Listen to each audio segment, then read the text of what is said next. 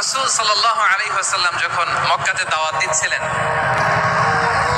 মক্কার কুরাইশরা নানাভাবে বিষ্ণু ইসা ইসলামকে কষ্ট দিচ্ছিল, নানাভাবে ট্যাগিং করছিল, মিথ্যা অপবাদ দিচ্ছিল। কখনো কখনো তারা বিশ্বনবীকে বলছিল মিথ্যাবাদী, কাযযাব। কখনো বলছিল যে তুমি হচ্ছে জাদুকর, সাহির। কখনো বলেছে শায়ের, মুহাম্মদ তুমি কবি।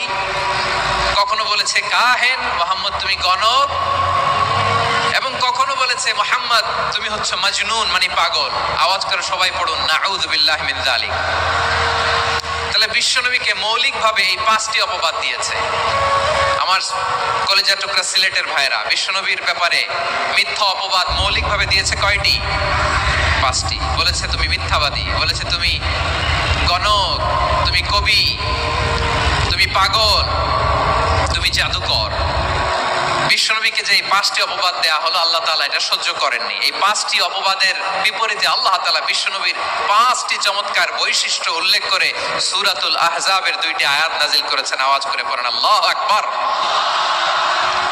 পাঁচটি চমৎকার বৈশিষ্ট্য সূরাতুল আহজাবের ভেতরে রব্বুল আলামিন উল্লেখ করে আমাদেরকে জানিয়ে দিচ্ছেন, ইয়া আইয়ুহান নাবিয়্যু ইন্না আরসালনাকা শাহিদান ওয়া মুবাশশিরান ওয়া নাযীরা ওয়া দা'iয়ান ইলাল্লাহি বিইذনিহি ওয়া সিরাজাম মুনীরা।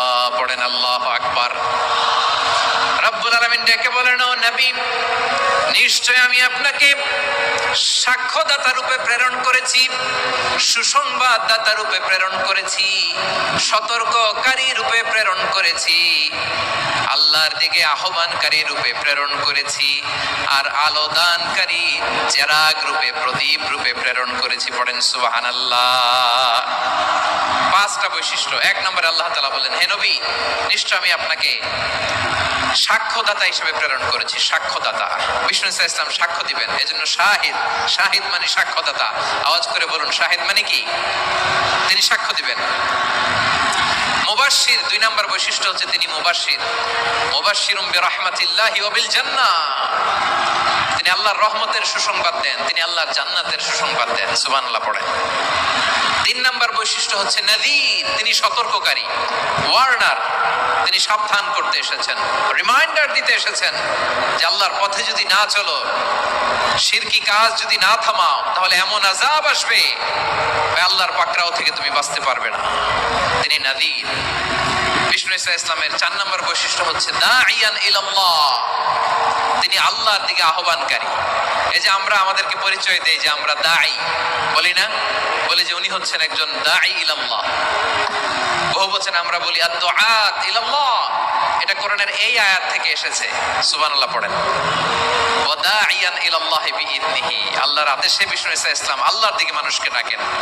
এবং বিষ্ণু ইসা ইসলামের 5 নম্বর বৈশিষ্ট্য হচ্ছে সিরাজাম মুনীরা, আলো দানকারী প্রদীপ, আলোকদীপ্ত প্রদীপ, যে আলো দিয়ে তিনি গোটা বিশ্বকে আলোকিত করেছেন। আওয়াজ করে পড়েন আল্লাহু আকবার।